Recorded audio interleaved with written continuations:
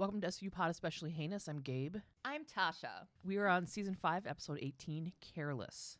Okay, so the opening scene, we're at a hospital. Paramedics are bringing in a 6-year-old boy on a stretcher. He's fucking out cold and has a slow pulse. Apparently, he collapsed at church, and his dad is following behind them while they go in the emergency room. Okay, couple things. The ER nurse is Nurse Carrie Hutchins.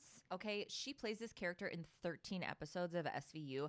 I just love that they have tangential people on the periphery that are reoccurring people. It's like, yes, we go to the ER. Fucking Nurse Carrie is always here. That's what nurses do, work round the fucking clock. And the dad is an immediately recognizable actor. He was Vince Howard's dad in the series Friday Night Lights, which I loved. He was George in Never Been Kissed. You know, the tech dude that wires Drew Barrymore and stays behind the scenes while she goes to school and her teacher engages in a ridiculously disturbing relationship that we all thought was adorable in the 90s. Yeah. The dude had the mediocre white guy audacity to feel betrayed when he found out she was a journalist in her mid-20s. And that she wasn't a 17-year-old girl. I know. Yes! Oh. You betrayed me. You were grooming a child, guy. I was trying not to. But I forgave her. So, not weird at all. Back to the high school. How I Met Your Mother. I was 30, she was 16. It was fucked. It was weird. Turns out she was 25, though. She lied to me. She was actually 25. What a liar. Yeah. Also, this guy, the dad, he's legit Black Lightning in all of the DC shit. He's Scooter from Living Single. We're 4 seconds in. So, yeah, he's following behind them, panicking. They go into an emergency room, and the lady's like, wait outside. Inside the room, the boy's pulse stops. They're going to cut his chest open to start his heart. And then just as they start cutting, the dad comes into the room, and he's freaking out, of course. Dr. Chooney asks him what the boy took. Did he take any poisons or detergents? The dad said that the boy only had a glass of milk before bed. And they fucking tell him to get out, but he doesn't. Chooney asks the paramedic how long he's been down, and she says the boy's been down for almost 30 minutes. Chooney stops cutting and tells the dad that there's nothing more they can do. Now, Benson and Toots are talking with Dr. Chooney. They're at the hospital. The boy collapsed at a midnight service at the Church of Divine Blessing. The doc said they did everything they could to revive him, but he was DOA. I thought it was weird that they said he was DOA because at the beginning they're like, he's got a really weak pulse. Yeah. And then in this emergency room, they were like, oh, his pulse stopped. Or maybe he had a really weak pulse when they were bringing him in, or they thought he did. I don't know. That was weird. Just one of those like writing things. So she uncovers the boy's face, and it's Jamie Semple, his name is. Benson asks what the cause of death is. The doctor has her suspicions, but tells him to wait for the ME to determine it. Dr. Chooney thinks Jamie was physically abused. He has this weird indentations on his chest. Benson looks at the indentations under a magnifying glass, and they seem to be partial finger impressions that include a ring mark, which is super weird how clear it was. I'm like, why is it like... Then we find out later why it was so... Yeah. Benson borrows the camera at the hospital, which looks like one of those underwater marine biology cameras. Did you notice that? Yes, I did. Because I was like, that camera looks like it would be on the spaceship in the movie WALL-E. You know that Pixar movie? Yeah. Yes, yeah. And the people floating around the chairs with their jumbo drinks and stuff. That would be a camera that they would use. Yeah. It looked like something that somebody would take pictures of octopi underwater. It was like just gigantic. That's a deep sea camera. James Cameron has the same camera. Yeah. They used it in the movie The Abyss. God, that's such a good movie. Dr. Chooney says the parents are still in the waiting room. Toots wonders why they brought the boy to church so fucking late. And they were like, oh, Dr. Chooney says they were praying over him. And I'm like, fucking great. One of these fucking episodes. It wasn't really one of these episodes, actually, but that's what I thought. Theme song. Bing bong. Welcome to the SVU. Ba-ba-ba-ba-ba-ba. Okay. Zing. All right, now we're in the hospital waiting room. Benson and Toots are speaking to Jamie's parents. Jamie's mom, yeah. What? Yeah, what? Mm-hmm. Yeah, she was on a ton of shit in the 90s. Yes. Oh my God. She was on Sister Sister. She was on Moesha. She was in fucking Dangerous Minds. Oh, yeah. Oh my God. Sitting and waiting for the top 8 at 8 to play so I could record on a tape deck Gangster's Paradise. You kidding me? Yeah, dude.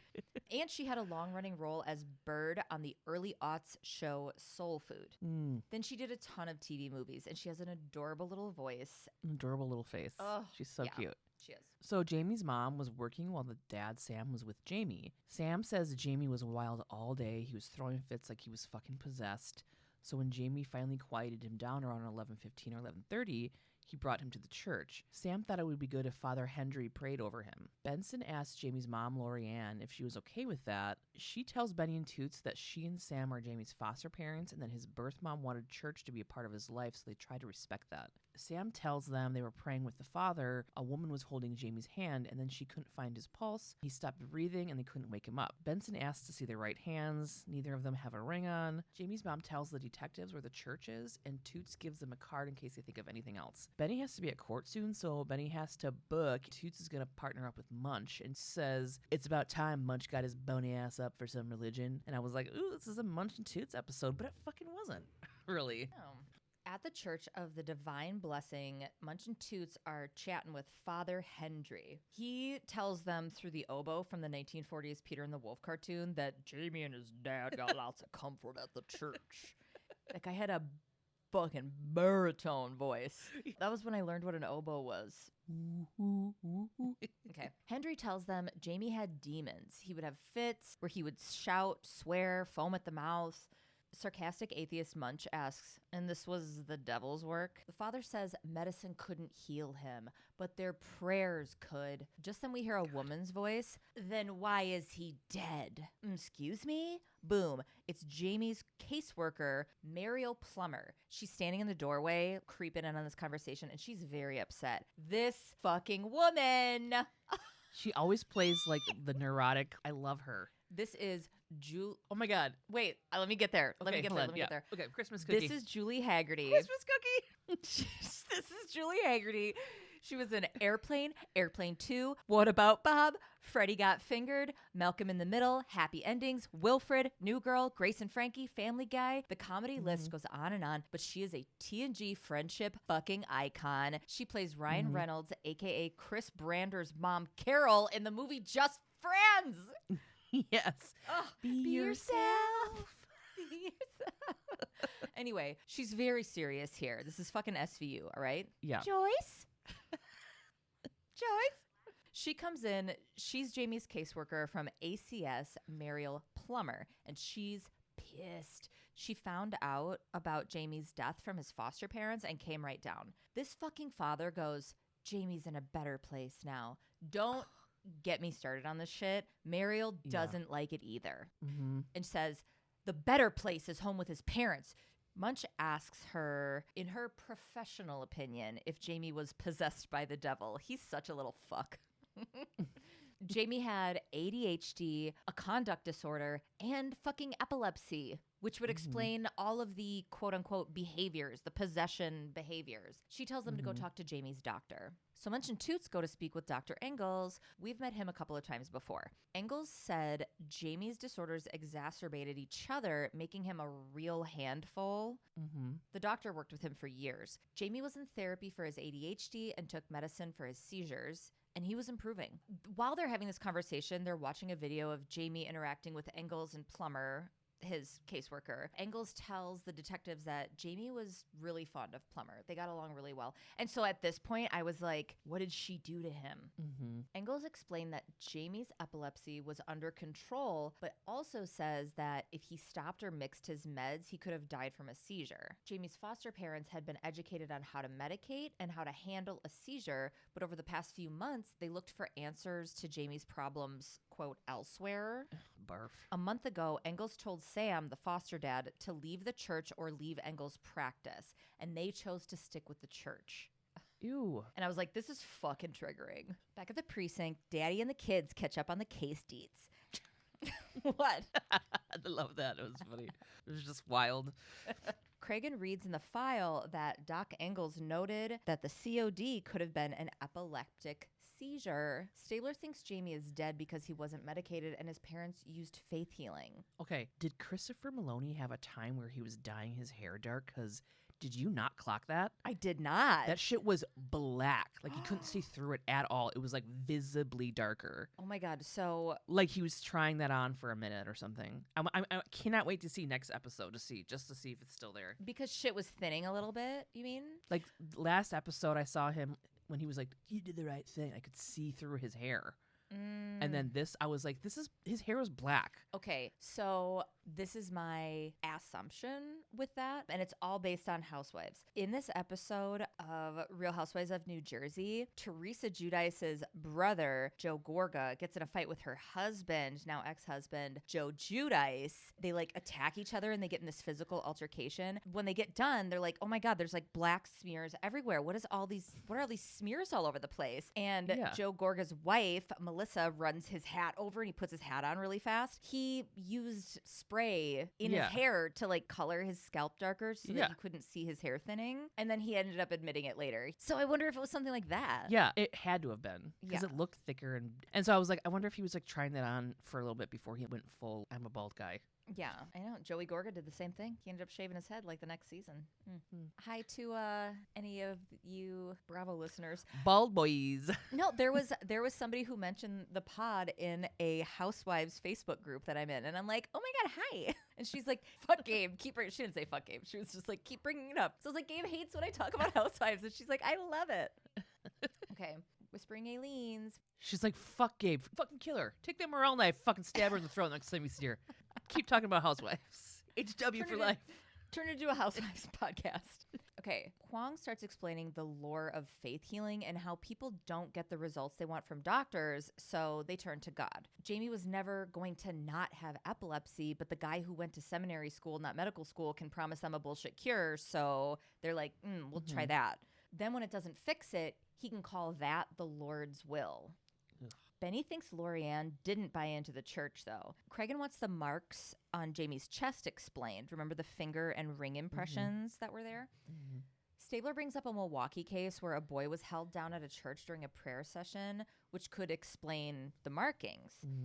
Benny wants to give a visual of that. They always do this, but she wants to give a visual. So she bear hugs Cragen from behind really hard to show how the marks could have happened. She's like, see, if you do this, and then the impression. And then she starts to let go and Cragen goes, thank you. I enjoyed that. Which I feel like was a Dan Florek ad-lib because they do that shit all the time and they pretend like it's totally normal. Yeah. And she kind of gave a little smile that I was like, I think Dan Florek added that, like, I enjoyed that. They haven't been able to reach Jamie's birth mom yet, but Munch has got some background on Father Hendry. Hendry used to be the minister at Sacred Spirit Church and he left over religious differences. Cragen splits up assignments. He sends Munch and Toots to go to Sacred Spirit to get info on Hendry. Now we're at Sacred Spirit Church. A woman tells Munch and Toots that Hendry was with them for a lot of years and was pretty popular. He left because he was drawn to a more, quote, charismatic form of worship. He thought people needed more drama in their faith, is exactly what she said. She tells them about the Toronto blessing from the 90s. They claimed they could cast out demons and heal the sick and speak in tongues, etc. Like, this is totally like the church I went to. It seduced Jamie's dad, and they followed Hendry to the new church. She doesn't think that Hendry would intentionally cause any harm. She thinks that Hendry is deluded but is sincere and really believes this stuff. Munch clocks a picture of Hendry and there is a ring on his right hand. He asks the lady if Hendry always wears it and she says he does because it was his grandpa's and the music gets all swelly. Hendry, Toots, and Munch are in an interview room. Munch and Toots show Hendry the photos matching his ring to the marks on Jamie's body. They are his grandpa's initial and he's all nervous. He's like really... His acting is I don't know. He's like, no, what? No. And he's got that like deep voice. Hendry, he's like, I don't wear that ring anymore. And then he's like, the demons in Jamie were powerful. I had to fight them. Munch and Toots told Hendry that he crushed the life out of Jamie, killing him. And he's like, no. Then Hendry starts crying and says, God, forgive me. He says he was only trying to help and he must have held him too tight. He saw the mark his ring made and he took it off. Jesus Christ. That's why he doesn't wear it anymore. Cragen comes in and tells Toots not to take Hendry into booking just yet. They need to talk to Coroner Warner first. She's got some info. Oh my God, you mean this isn't solved at the 10-minute mark? What? We solved it. To the bar. Yeah. 35 minutes of just half beers. Woo. We got 35 minutes. Oh, so just half beers then? 15 half beers each? Okay, that works.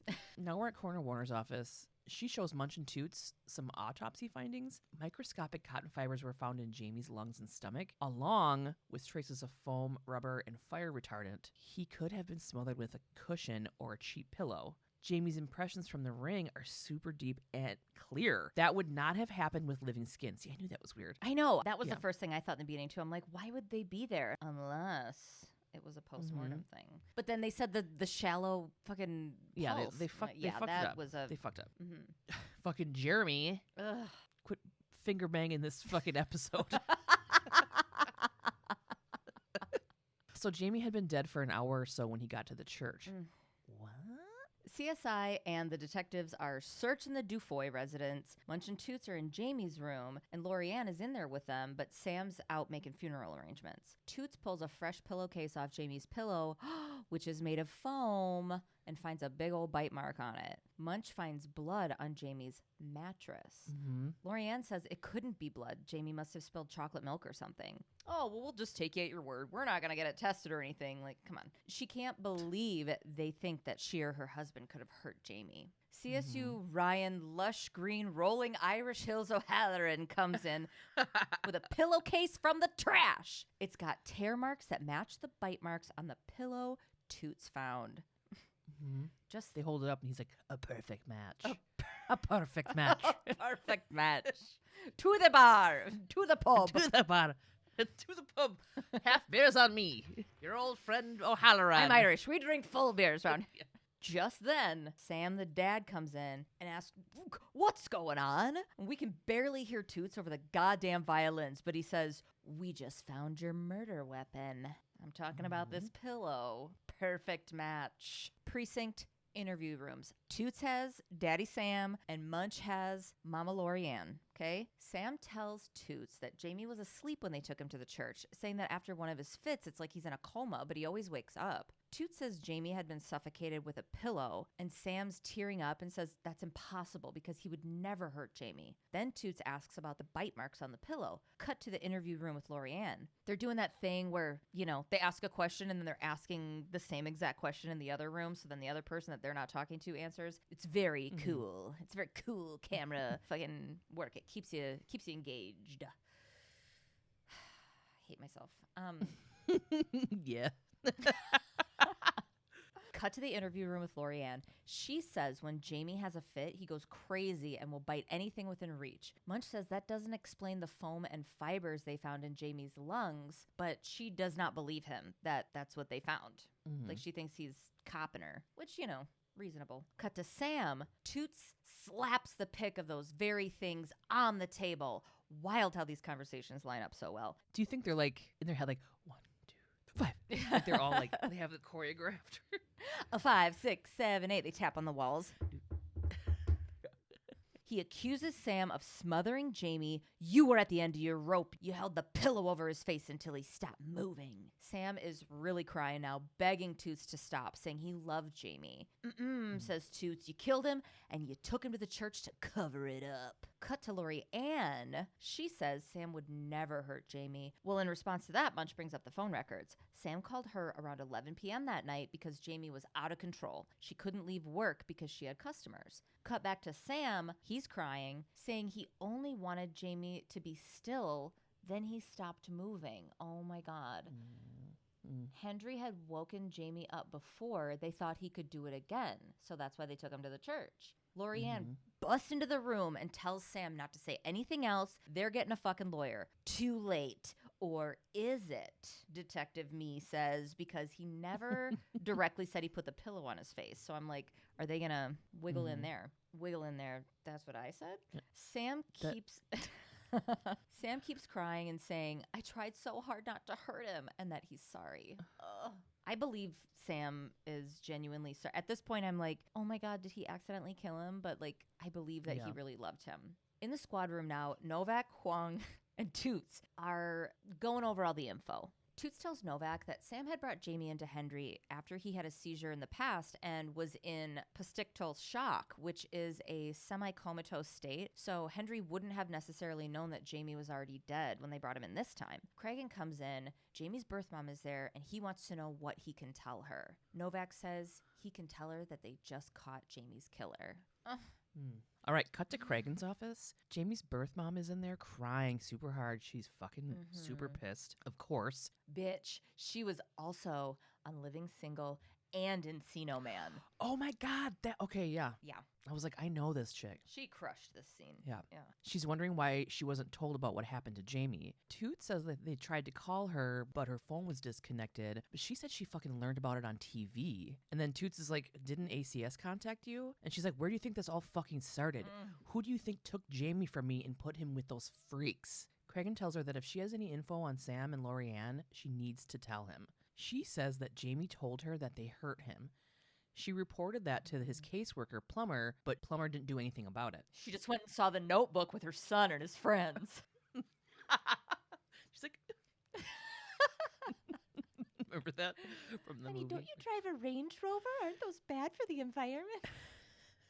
Jamie's mom blames Jamie's death on Plummer and the city, and they're going to pay for it. And Toots tells her that suing them isn't going to bring Jamie back, and she gets pissed and says to Toots, have you ever fucking lost a child? You think this is about money? Cut to the precinct. Munch says, unfortunately, it does seem to be about money, but like, whatever, okay. She can't bring her son back, is what Yeah. she's saying. So she's like, someone needs to pay in some way. And the way that our fucking system works, it's like that's the only way she's going to get any retribution, even though it's not going to do anything. But she's not going to, what's she going to do? Sit there on her hands and be like, well, I guess he's gone. They took her son. Yeah. Tamara had been arrested for credit card fraud and shoplifting, and this is what Munch is saying is like, it does seem to be about money. You can have a record and still be pissed that your child died in the system. Jamie had been originally removed from the home when his little sister died in the bathtub when Tamara was talking on the phone. The courts ruled it an accidental death, but ACS did a precautionary removal of Jamie. And I'm like,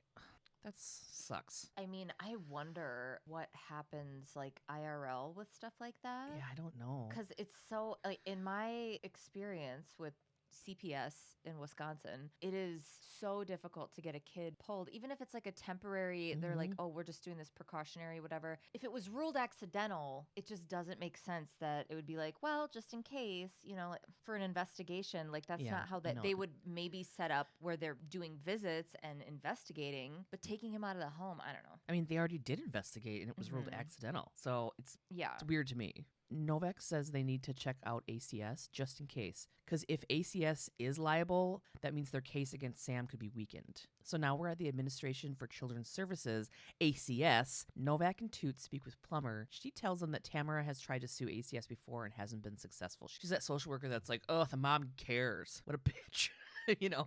Plummer says that Jamie never told her about the abuse from his foster parents and that she thought they were good parents. Toots says that good parents don't kill their kids.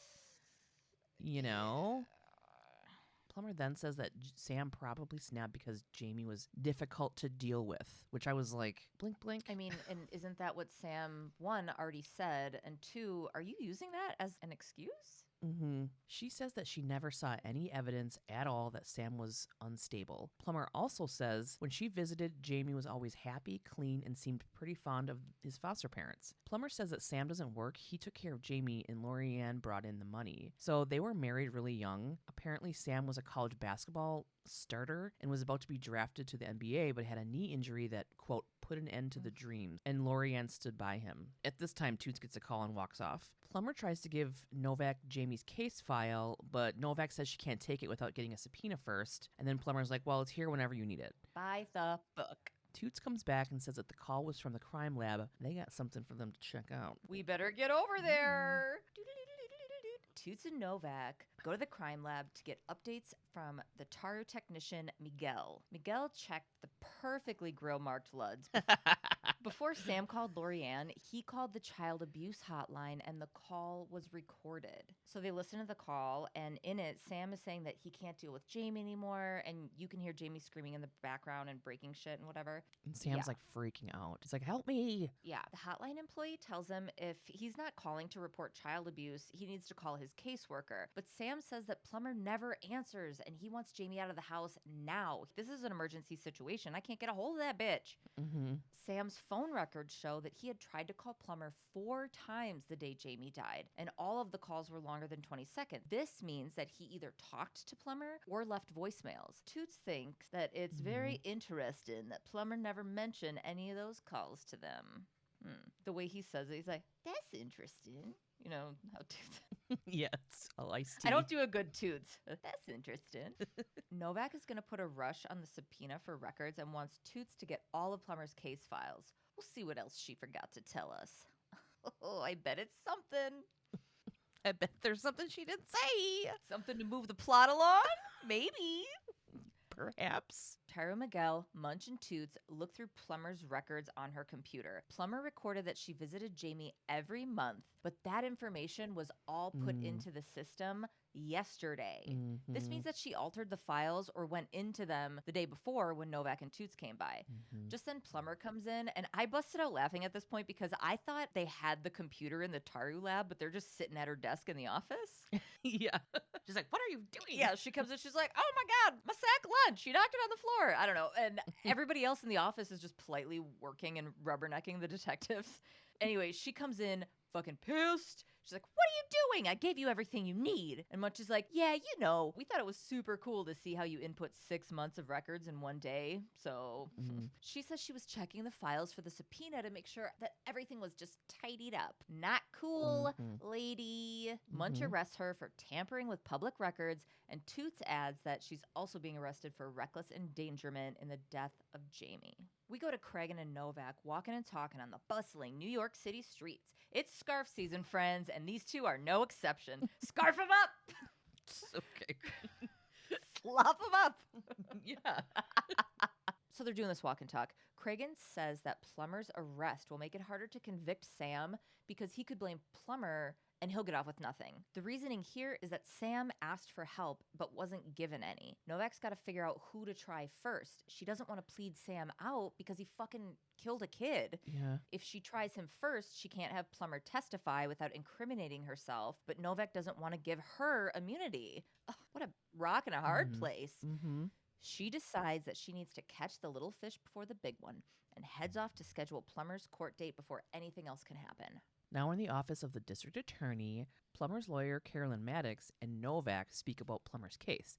Maddox says it's fucking stupid for Novak to clog up the courts because Plummer made a few clerical errors. And Novak's like, clog up Plummer? Oh my God, I didn't even. Clogging up the courts with your turd of a clerical error. You dumb bitch. Clog it up. Take a dump in these courts and flush it the way our forefathers intended. Benjamin Franklin? The poop clause. Okay. That's a Christmas movie with Tim Allen. He's just a turd that grows a beard and he can't shave it for the life of him. It should be the Second Amendment is the poop amendment. Number 2. Get it? Number 2. We are 40-year-old women. I'm 41. I'm 39. And together we make 40. Okay. Novak's like, these weren't errors. Fucking Plummer made changes to documents to hide that she recklessly endangered a child, Jamie. Maddox says that Plummer was tricked by a, quote, nutcase who murdered a kid and then asked a voodoo priest to bring him back to life. And I was like, fuck, lady. Way harsh, Ty. But Maddox is like, whatever, they'll all make a deal.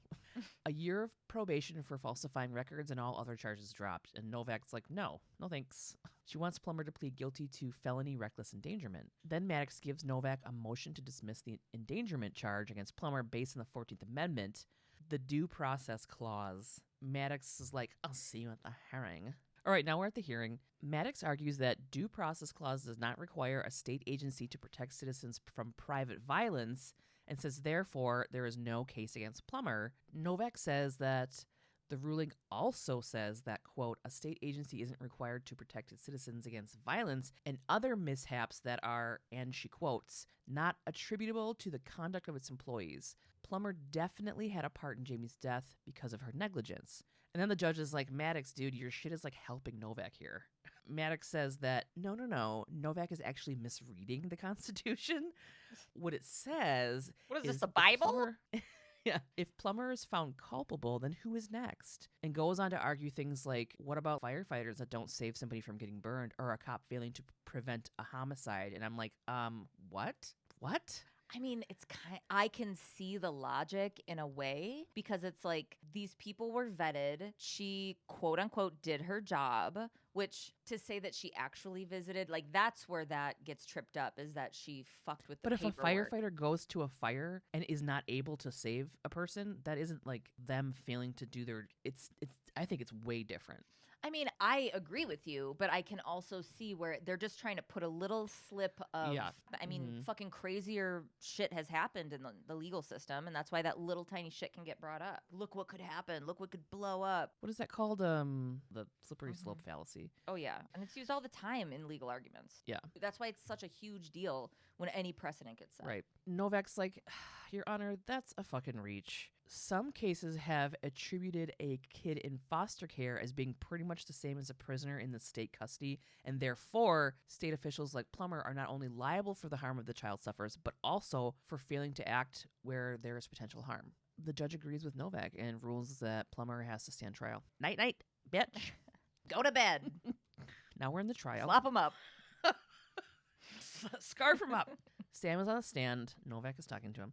Novak asked Sam about when he called the hotline the night Jamie died and the number of times he called Plummer. So he called Plummer 4 times that day and 3 times the week before. Plummer never returned any of his calls, and he says if she had called or visited, she would have seen that Jamie was out of control and that Sam was struggling. And he says none of this would have happened if she had just done that. And I'm like, I don't know, dude. I mean, yeah, you needed help, Mm-hmm. but you don't just like get to kill people. Right. Now it's Maddox's turn to talk to Sam. She asks why Sam didn't call 911. The child abuse hotline operator did suggest that. Sam says he didn't know. He didn't know why he didn't call a neighbor or take Jamie to the emergency room or do anything else.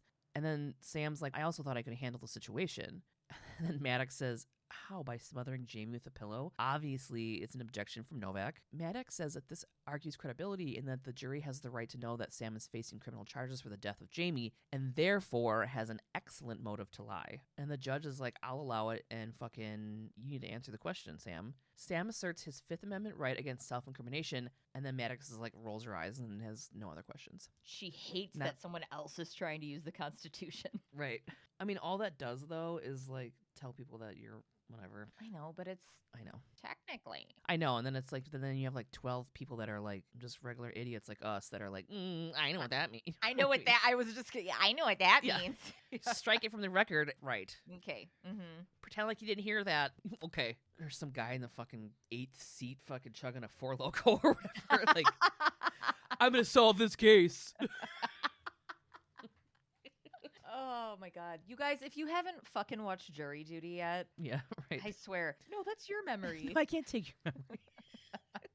Plummer takes the stand and Maddox is questioning her. Plummer has been a social worker for 18 years. She started this off because she wanted to help people and make a difference in a way. She says that most people aren't happy she's there because she's only called when a family is in crisis and she has to be the one to take the kids away. She's been verbally abused before, mugged, chased out of the apartments with knives, and she says she keeps doing it because someone has to look out for the kids. Maddox asks what went wrong with Jamie. Plummer says she made a mistake. She thought Sam and Lorianne were good foster parents and that Jamie was safe, and she had other more what she thought were urgent cases that she had to give her attention to. She says she was wrong and she'll never forgive herself. So now Novak cross-examines. Novak's fucking sassy this whole time, by the way, Yeah. of course. You say Jamie wasn't in danger, but Sam called and left a bunch of messages. Plummer says that the voicemails said Jamie was acting up and Sam wanted to talk. She didn't fucking think it was urgent. Novak is like, Sam called 4 effing times that day. You had no idea what was going on in that house.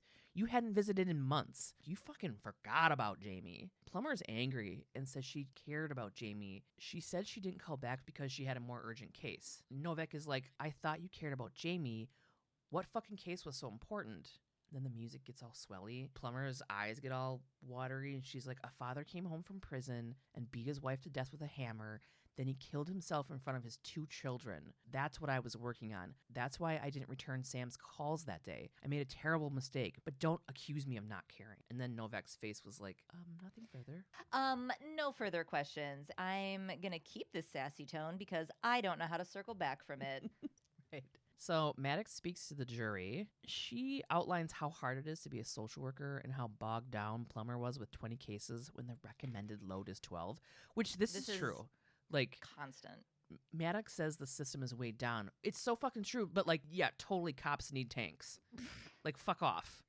You know what They I need mean? to- yeah. Jesus Christ. This is all about what defunding the police is about. It's not about not having Right. police. It's about having other resources. Like cops do not need to be the ones that have the burden of all of this. They're not equipped for that shit. Oh God. Maddox says that Plummer admits she made a mistake by altering her records and that she is sorry for it. But they need to find her guilty of that, not the charge of endangering Jamie's life. Maddox wants to blame the system and Sam and that Jamie fell through the crack in the system. I don't like that, though. I don't like that verbiage. That's what they said. That's what she said. I know. I'm not saying I don't like the way you said that Oh, specifically. okay. I thought you were. Oh, I'm saying I don't like that because it's just it's a cop-out. It sounds really flippant. It's the thoughts and prayers of right. disregarding something that happens to a kid in the system. You know what I mean? Like, Right. oh, fell through the cracks. Patch the cracks. Yeah. Well, and then it's Novak's turn now, and she says Plummer is the crack in the system that failed Jamie. Crack in the system. That was Plummer's nickname in high school. She was the one person whose job it was to protect him, and she failed to do her job. One visit or one return phone call could have possibly kept Jamie alive. Finding Plummer guilty would send a message to the state and the city and whatever that the death of one child is unacceptable. Back at the precinct, Novak's updating Craig and Toots. Plummer was found guilty for record tampering, but not for child endangerment. The jury agreed with Maddox that Plummer was under crazy pressure and made an understandable mistake. Novak's nervous she's going to blow Sam's case now and wants to be sure that someone is made responsible for Jamie's death. Coroner Warner walks in, right on cue. Did you see how she walked in and went like this while Novak was talking? Was like, well, I have something. She was like, what are you saying? Well, I have the answer. She like craned her head. Yeah, she may have something to help the case. Clear evidence of abuse from the apartment. And fucking Toots is like, why'd it take so long? Excuse me? Stop talking, man. As in man person. Coroner Warner doesn't have time for your shit. She tells them that the bloodstain on the mattress and other particles found indicate that someone was hurt with a cheese grater. Oh my God. The bloodstain was maybe a few days old, but the blood belonged to a pubescent female. Toots slowly puts it all together. They had a gal in that apartment? Where the hell is she? We're all wondering that, bud. You got it. Cragen tells Toots to go speak with Plummer about it. Maybe she made another understandable mistake. Snip, snip, snap. Burr, burr, burr. There wasn't a single behind the glass in this. Did you notice I that? thought there was one. Or was that in the next? I started taking notes the next episode. Maybe that was it. So we cut to the scene in Muriel Plummer's apartment. She's opening the front door and Toots just fucking walks in. She's pissed to see Toots and she's like, aren't you done harassing me? Yeah. He tells her she got off light. She's like, no, I fucking didn't. I got fired, lost my pension. I'm being dragged to fuck in the papers. I'm being threatened constantly. And Toots is like, I don't care. Who's the girl that was staying with those people? And she said by her records, Jamie was the only child there. And Toots, who is heavily invested at this point, says, your records don't mean a damn thing. Sam sliced up a girl with a cheese grater. And at this point, I was like, was it the mom? Because I believe how fucked up Sam is about Jamie. So the cheese grater thing sounds like too sadistic for how fucked up this guy is over it. Yeah. Plummer starts to cry and says she's sorry. She had no idea that this was happening in the house. Yeah, and you didn't visit. And it's, there's just failures all the way around. Her phone rings and she answers it. Stop calling me. She's being harassed. It's a harassing phone call. And Toots grabs the phone because he doesn't have time for this shit. And he's like, yo, who the hell are you calling a bitch? Ring this number again and we're going to come busting in your damn door. Believe that. Fucking click. He said click. As Toots hangs up the phone, Plummer turns around from the desk the phone was on and has a gun in her hand. She says that she's saved I have full body chills right now. She says that she has saved thousands of children and now she'll only be remembered for one. Jesus. She fucking shoots herself in the chest and Toots catches her and lays on the ground. And he's like, you didn't have to do this. Later, we're still in the apartment. Plummer's in a body bag, getting zipped up. Toots tells Coroner Warner the facts of what happened with a completely deadpanned affect. And Coroner Warner's like, you all right, dude? And he just goes, yeah. But like, are you okay? Like, he's not okay. She was like, are you all right? And he's like, I'm cool. And she's like, yeah, I know. But are you okay? I was like, I love them. Just then Munch gets there and Toots sends him to ACS to find info on the girl that was staying with the Dufoys. I wish they would have hugged. This is coming from a person who really struggles to hug people. But I feel like being partners, like they really could have had that. Mm-hmm. Toots leaves and says he's going to get cleaned up and then go see Sam. I'm like, oh, is Toots going to go full fucking Staves? He's leaving this scene where he just saw someone kill themselves and he knows about a kid being tortured with a cheese grater at these people's houses where another kid just died.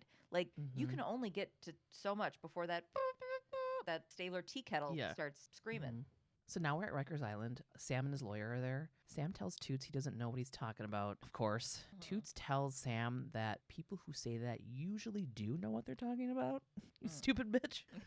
Sam says no girl was living with them. Toots, of course, calls him a liar, and then Sam calls to the guard to come get him, and Toots is just screaming questions at him. Is she alive? What did you do with her? Where the hell is she? Now we're at the precinct. Toots updates Cragen on a little mini walk and talk. They're just circling a desk. Right. It's just like getting their steps in around Stabler's desk. Toots says Sam didn't fucking give a shit, neither did Lorianne. Munch didn't find any info at ACS when he checked under Sam and Lorianne's name, but he checked under Lorianne's maiden name too. 4 kids were placed with her in the last 2 years from a fucking private foster agency called Fresh Fields. The last one that was placed with her is a girl named Megan Rose. Megan was placed with Lorianne 6 months ago, but ran away a few weeks ago. ACS said that they never got the report that Megan was missing, even though the Fresh Fields agency say they sent the report over. Cragen wants Munch to check out the private foster agency and question why they kept sending kids to Lorianne if she kept losing them. Toots angrily walks off with Megan's pick, and Cragen goes, Finn. And Toots says, I'm hauling her ass in. Remember that Toots' name is Finn? Saying it feels weird? Yeah. We're back in the precinct. Lorianne's in an interview room. She's with Toots. She admits to knowing Megan. She ran away a week after being placed with them, and she calls Megan incorrigible. She's like, that girl was incorrigible. Like, why are you doing this? Why are you well, we know why you're doing it. Toots was like, you didn't tell us that. She's like, yeah, it was 6 months ago. I didn't think it was relevant. Toots asks her about the other kids, and she says they all ran away. Lorianne says that she tried to help these kids, but they didn't want to be helped. Then she gets pissed and stands up and says, I resent your accusations, detective. Toots tells her to sit the fuck down. She gets up like she's just going to be able to leave. Like, I know. There's a dead kid that was at your house, and now there's a missing girl. There's blood in your... Cheese grater bits. There's cheese grater blood at your house, and there's a missing girl. Oh, this is irritating, and I'm out of here. No, you're not. And he puts his finger on the end of her nose and just gently pushes her back down into her chair. Yeah, so she does sit down because it's fucking iced tea. Duh. She says she told the foster agency every time the kids ran away. Munch brings up that if the records of the runaway had actually been sent over to ACS, Lorianne shouldn't still be getting paid adoption assistance for all the kids. Her fucking bank records say she's still getting adoption assistant payments. Oh shit. She calls it a computer error, but she's getting $2,000 a month for kids that aren't even in her home. She keeps saying it's a mistake. Toots says that she took in runaways, treats him like shit so they'd run away again. Toots says, or did Sam kill him? And Lori says, no, nobody else would touch these kids. And Toots is like, well, somebody did touch Megan Rose's face with a fucking cheese grater. And Lorianne's like, what are you talking about? Toots tells her that based on the blood in that room on the sheets, Megan should have been in the house the week Jamie died. Lorianne swears that Megan was gone. She says she worked so many hours at the store and doesn't know if Megan came back. Maybe she did. She doesn't know. She's fucking full of shit, but whatever. Toots says, where the hell is Megan now? And Lorianne's like, I know what you guys are trying to do. You're trying to get me to hurt Sam, but I won't. Toots screams, just tell us where Megan is. And she yells back, I don't know. Ugh. Toots needs answers. He goes to question Sam at Rikers again. He shows Sam a photo of Megan, and he's fucking intense. Her blood puts her at your fucking house, bro. But Sam still won't talk. Toots asks if he's covering for Lorianne, if Lorianne killed Jamie. He says no. He's like, no. So Toots asks if Sam is covering for Lorianne, if Lorianne killed Jamie. And Sam's like, no, dude. Toots flips out. Then help me fucking find her. She's a kid, dude. Sam finally says Megan is at St. Columba's, a psych facility, because, quote, she went crazy. Toots runs his sweet little caring tush over to St. Columba's Psychiatric Facility. The doctor there tells him that Megan was brought to the hospital 3 weeks ago. She was kicking and screaming about murdered children. This woman playing the doctor, she was one of the old lady friends of the mom in Requiem for a Dream. That they were on sitting in the lawn chairs? Yes. Yeah. She was like one of the main ones that got a lot of lines. She's been in a lot of stuff, but that's what I recognize her from. Okay. Megan was diagnosed as psychotic with paranoid features and was sedated. As soon as the meds wore off, the delusions, I am air quoting physically here, the delusions returned and she would have to be medicated again. Oh my God. God forbid anyone investigate her claims. You know, there's like, oh, this child's delusional. This kind of stuff doesn't happen in the system. The foster agency doesn't want her back because they also are like, oh, she is a handful. So she may end up staying there for a long time. The foster parent that brought her in told the hospital that Megan would mutilate herself and that the psychotic episodes had become more frequent, which obviously was to explain the cheese grater injury. Lorianne was the one that dropped Megan off. Toots tells the doctor that they should have fucking listened to Megan. She was brought in the night her 6-year-old foster brother was murdered. Have fun sleeping on that, lady. Toots goes in to talk to Megan and brings up Jamie. Megan jumps up and starts freaking out and screaming at him to get away from her. The poor kid is scared. She's behaving like a cornered animal, you know, like a captive animal. Like, imagine how fucking insane you would feel if you saw a kid get murdered, you were physically abused, and then you were brought in and nobody believed you, and it's like hardcore medicated. It's wild. Yeah. It's wild. It's Sarah Connor shit. That unfortunately I feel like happened to like a lot of women and just people. Yeah, absolutely. Yeah. Ugh. Toots says he's not going to hurt her, but she doesn't believe him because she's been so fucking gaslit by every other adult every time she attempts to be heard. He tells Megan he knows she isn't crazy. He knows who hurt her, and he knows she saw what happened to Jamie. This gets Megan to calm down, and she's willing to talk to Toots. She slumps into the corner crying and tells Toots that Lorianne killed Jamie. She says Jamie was crying, then he stopped, so she went in to check on him. When she did, Lorianne was covering his face with a pillow and was screaming at him to shut up. Then he stopped moving. Whew. Toots is like, girl, you're coming with me. We're leaving. And the doctor is just like, where are you taking her? Toots is like, away from this place. And I'm like, but like, where are you taking her though? This doctor though, even this whole time, like didn't really seem like she didn't really believe. It's like, where are you going with her? What do you, hey? He's like, stay the fuck away. What do you think you're doing? And he's like, whoop, whoop. I'm the police. I'm taking this girl with me. We're going. But where are you going? Because she can't, like, the system is like, we don't want her. Yeah, well, because they were told that she was fucking psychotic, and she's not. So they'll probably take her to ACS, not that private fucking foster that's right. place. She was from a private foster care for that. Yeah. Yeah. I mean, first they'll probably take her to the precinct and give her food. And sweatpants and all that. And they'll get her all comfy. She's going to be happy now. Everything is better. All of her trauma is fixed. Yeah. The way we used to do it. Yep, instantly. Just tuck it all down. Just pat, pat, pat with a fucking little gardening shovel. In the precinct, Lorianne is in an interview room.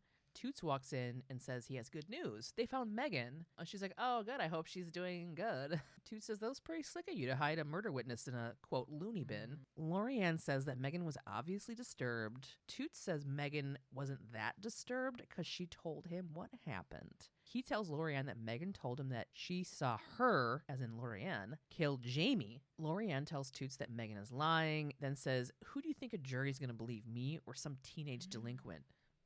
Toots is like, after the jury sees how you cut up her face with a fucking cheese grater, they're gonna believe her. Lorianne yells that Megan cut herself, that she's fucking psychotic, and Toots says, oh, and Jamie smothered himself too, huh?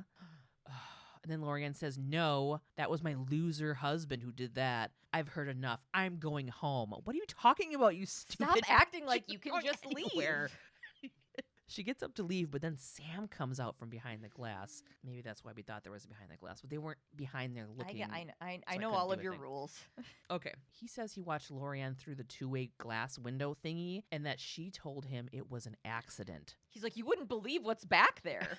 There's so much shit. Lorianne says, you did it. You already confessed. Sam says, no.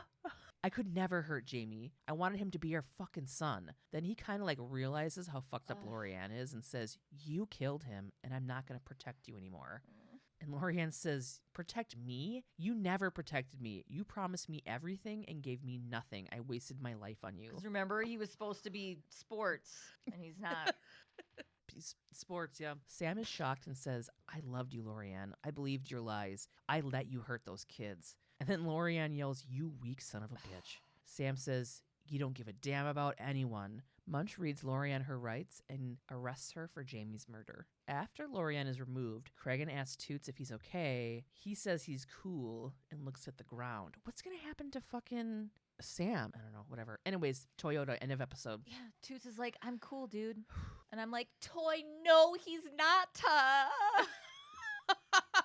The end. He's not Ugh. okay. But you know what? I wonder if he'll stick it out. I wonder if he'll stick it out with SVU. We'll never know. There's no way of knowing until later. Okay. I am so sick of talking about this. I need more non-kid episodes. This episode was, again, I'll just give the trigger warning. More extreme fucking child abuse. Okay, let's do it. Dennis Craig Puckett was born on December 6th, 1961 in Sauk Center, Minnesota. His birth parents were just teens, and his mom, Jerry Sherwood, was a ward of the state. She was pressured to give him up for adoption, being told he would go to a good home. Dennis was adopted by the Jurgens family, who lived right outside of the Twin Cities in White Bear Lake, Minnesota. Harold Jurgens was an electrician, and Lois Jurgens was a homemaker. Lois was raised in a family of 16 kids and grew up in poverty, so being in a middle-class marriage and maintaining that image was very important to her. Even with her efforts to keep up appearances, neighbors and family knew Lois to be a short-tempered and angry woman. She also struggled with her mental health. It was the middle of the 20th century, so the care was obviously fucked. Yeah. At one point, she was hospitalized, given electroshock treatments, and diagnosed with mixed psychoneurosis. So I looked into that a little bit. Psychologydictionary.org defines psychoneurosis as, quote, a functional personality disorder characterized by disturbing emotional symptoms such as morbid fears, obsessive thoughts, or depressive states, but without gross personality disorganization or loss of contact with reality. There's 6 different categories of psychoneurosis: anxiety neurosis, depressive neurosis, obsessive compulsive neurosis, somatization, formerly known as hysterical neurosis. Hysteria? Anybody? Yeah. Post-traumatic stress disorder, also known as war or combat neurosis, and compensation neurosis. So her diagnosis was a combination of a few of these. Lois was also unable to conceive children, but she and Harold wanted a family. The law prohibited them from adoption, though, due to Lois's diagnosis, and then they ended up getting around that somehow and were able to adopt a baby named Robert. Robert was a submissive and easygoing kid. He transitioned into the family seamlessly. Once officials learned of this seemingly successful adoption, they reconsidered the family and placed Dennis Puckett with the Jurgens. Okay. By this time, Dennis was 1 year old and had spent his first year with a loving foster mother. Dennis was a more boisterous toddler than Robert, though. Lois didn't like it, but refused to send him back. She didn't want to look like she couldn't handle it and insisted on going through with the adoption. In reality, Dennis was being severely abused at the hands of Lois. Harold witnessed this on many occasions, but did nothing to stop it. His wife claimed she was disciplining a difficult child. Just months into living with the Jurgens family, Dennis was treated at the hospital for 1st and 2nd degree burns on his genitals. They were deemed accidental, and he was sent home. Accidental? Yeah. I mean, little kids get hurt, you know? Burns on their wieners, though? Like, yeah. Okay. This was just one of many occasions where he was treated with sexual sadism. If he wet his diaper, quote, too much for Lois's liking, she would put a clothespin on the end of his penis.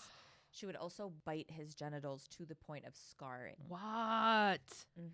If he refused to eat something or, quote, misbehaved at the table, Lois would force feed him horseradish on his food and hold her hand over his mouth and nose to make him swallow. He would turn purple at times from not being able to breathe or swallow the intense horseradish. If he would vomit from any of this, Lois would force him to eat that. Oh my fucking God.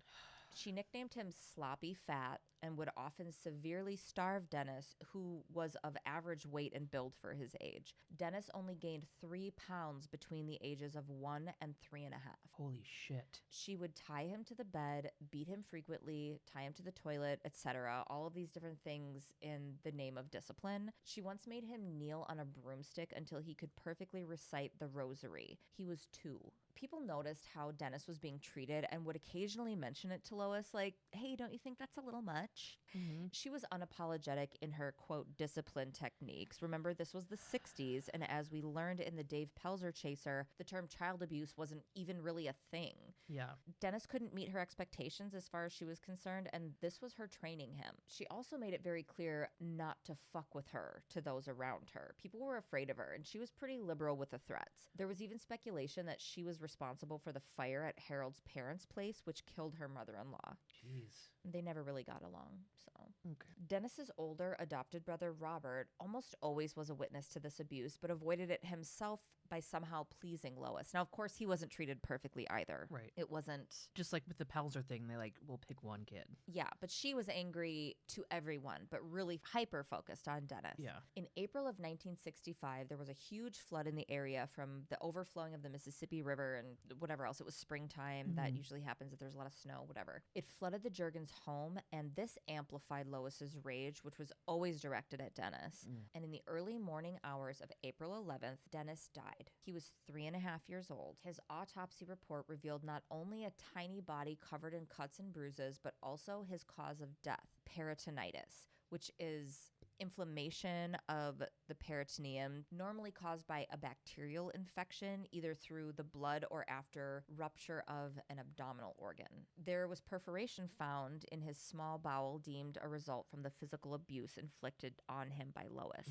Even with all of this evidence, the bruises, the scarring on his genitals, the brutal death, the ME marked his cause of death as deferred. What does that even mean in a coroner's report? I don't know. It just means we'll deal with this later. They just couldn't wrap their minds around a middle-class family having such horrific things happening in their home. Like, this is genuinely a reasoning. Like, people could not understand, like, everything looks fine. They seem fine. Why would that be happening? This is there was weird. some court cases where I think it was during that time they would never charge a woman with child abuse because they thought that it was impossible for a mother to do that. So when moms were killing their children or whatever, or having postpartum stuff, legally they just didn't even, it wasn't a thing that could happen. Just like how marital rape wasn't a thing. Exactly. The mentality of it was fucked. That didn't change to what, to 93? I don't know. Something like that? 93? I think it Something was. ridiculous. I mean, I was alive because I remember hearing about it, and even I was like, "You can't rape a wife. That's your property, basically." Oh, you know what I mean? Yeah. That's what that thinking boils down to. 100%. Like, they have to have sex with you.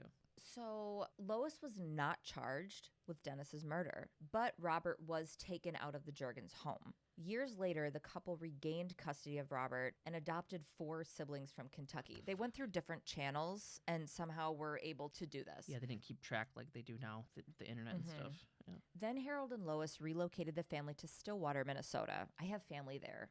Do you? Yeah, my Aunt Tam lives there with her husband and their kids. Well, their kids are adults now. And her abuse didn't stop. It just extended to all of the kids. She would make the kids stand barefoot in the snow, severely beat them, and use humiliation to discipline them. Lois was hospitalized again, and all the kids decided that they were getting out of there. They ran to the neighbors begging for help. Yeah. These kids were finally heard and were taken out of the Jurgens home. Harold and Lois lost all parental rights to the children and were unable to foster or adopt ever again. And it was like, that was just it. That was just it. Oh, God. Until the early 80s, Jerry Sherwood, Dennis's birth mom, now in her 30s, began searching for her son. After giving Dennis up for adoption as a teen, she went on to have 4 more kids and was hoping to reconnect with a healthy, happy young man and introduce him to his siblings. She eventually found his grave and Lois Jurgens. Jerry called Lois and had a nice little chat with her, being told of this unfortunate accident that took her son at 3.5. Then Lois offered to send Jerry some of Dennis's things to remember him by, which Jerry was super grateful for. Lois was like, I kept these things if this were to ever happen, and I can send these to you. And she's like, oh my God, that's so kind. I would love that. When nothing arrived from Lois in the mail, Jerry called again to find that the line was no longer available and Lois and Harold had changed to an unlisted number. Okay. So then she's like, the fuck, and became extremely suspicious and determined to get some answers. Right. She tracked down Dennis's death certificate, and because the cause of death had been marked deferred, or it was 20 years later, and it was still marked as deferred, we'll deal with this later, what the fuck? Yeah. The investigation was never officially closed. Well, over a decade after Dennis's death, Jerry, who's my kind of fucking lady, took this information to the White Bear Lake Police Department and then to the media. Eventually, because of the tenacity of Jerry, Lois was arraigned in 1987. Damn. There was even testimony given by investigators that Lois's brother, White Bear Lake Police Lieutenant Jerome Zerwas, had destroyed incriminating evidence back in 65, pointing to Lois's responsibility in Dennis's death. Ooh, you didn't say that before. You left that one. You can tell a story, you bitch. big brother Robert also came forward, testified at the trial, and aided in the conviction of the now 60-something-year-old Lois Jurgens. She was found guilty of third-degree murder and sentenced to a maximum of 25 years in prison. In 1995, she was released after only 8 years. What? Because of good behavior. Yeah, a violent fucking criminal. Who killed a child. And moved back to Stillwater with Harold. Yeah. Harold died in 2000. Although his autopsy showed no signs, Lois was suspected of causing his death by poisoning, but that could also be because people are like, oh, this is this lady who fucking murdered a kid and is out. So it could be like a folklore kind of thing. There was no proof that that was true. And then Lois died in 2013 at 87, never owning the abuse of the children and the death of Dennis. She's buried at the Union Cemetery in Maplewood, Minnesota, if anybody wants to go spit on her grave. Wow. The end. Shit.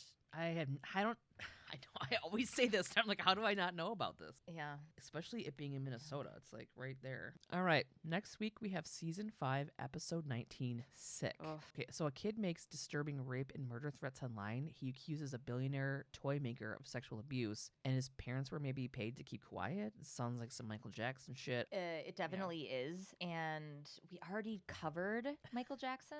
So I'm going to have to figure out. There's probably a lot of. I mean, there's a few. Keep quiet, hush money. Yeah. Things that it's plucked from, but like the main part is very much Michael Jackson. If you want to hear our Michael Jackson shit, I will throw at what I think that was in season 1 that we did that. I think so, yeah. Well, that's it. That's all we know. Rate and review us. Email us at svupod@gmail.com. Send us stuff at P.O. Box 176, Deforest, Wisconsin 53532. And check out our Instagram at svupod. Also, we have a ton of merch at svupod.com. Join the Facebook group SVUpod Elite Squad and our little chat group called Walk and Talk. Hashtag Little Bit Loud for all your indie pod needs. And join the Patreon. We got a ton of content. Tons of fucking content. We're good to you guys. And you're good to us. Love you. Love you with jokes and content. Ew. Ew.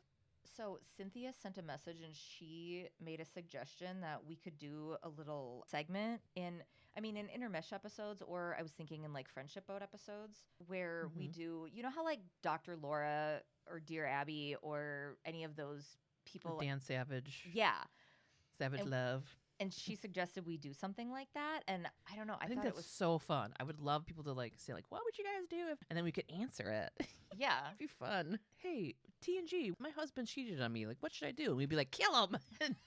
And that's it. And that's the whole thing. Yeah. No, we don't have to do it serious. Yeah, that's a good idea. Should we do that? You guys, we're going to take a little break like we do between seasons. But for the Patreon, we do little bonus friendship boats so that, our patrons aren't missing out. And so we'll do that for that. If you need advice from 2 unreliable, emotionally unstable, not great sources, mentally ill, best friends, send us an email. Shoot us a little note. And we can keep you anonymous. It's not an advice column. It's a bad advice column. If you are not sure what to do in a situation and you just need to know what's the absolute opposite of what I should do, hey, shoot us a little email. We'll give our advice and you'll go, okay, anything but that. Good. Got it. Now I know what not to do. Sometimes both of us give decent advice, but I don't want to be married to that. I don't want to be married, period. So it works out. Thanks for that. Thanks for laughing at that. It was funny. Okay, love you. Bye. Chris Brander, everybody. Your names are Clark and Darla. Dusty Lee skis in his jeans. I'm on the Paracoon diet, so I need salmon, like, now. Darla. What ham did you slap? Not the ham I just bought. Daddy, we're down. Novak's going to put I said it like the ladies' man. Ooh, it's a lady. But it's kind of the same. A little bit. Why don't you turn around? Show me that juicy butt.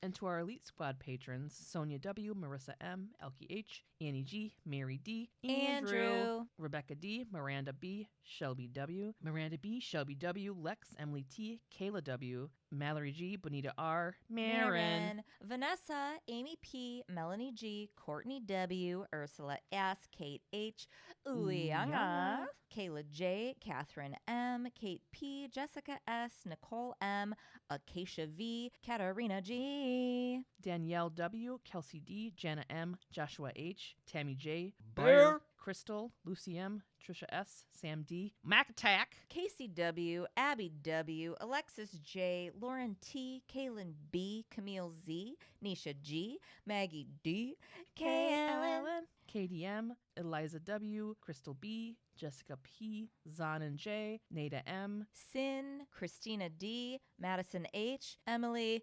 Oh, what a night! Late December back in 63. What a very special time for me. What a lady, what a night. Okay, we can keep going. Had a funny feeling in my wiener When she walked in the room. Oh God, I'm so hungry. Not too soon.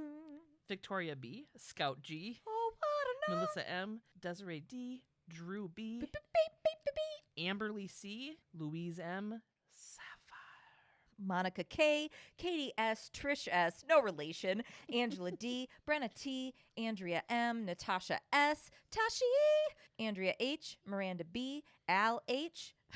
Al. What? I don't know. Al H. Stupid. Al. Nikki R, Sarah J, Caitlin S, and Emily Big old D. Emily Big Fat D. We love you. Emily Big Flobbity D. Emily couple droplets in the front of your pants D. Did you give? Did you give? Yeah. Did you give?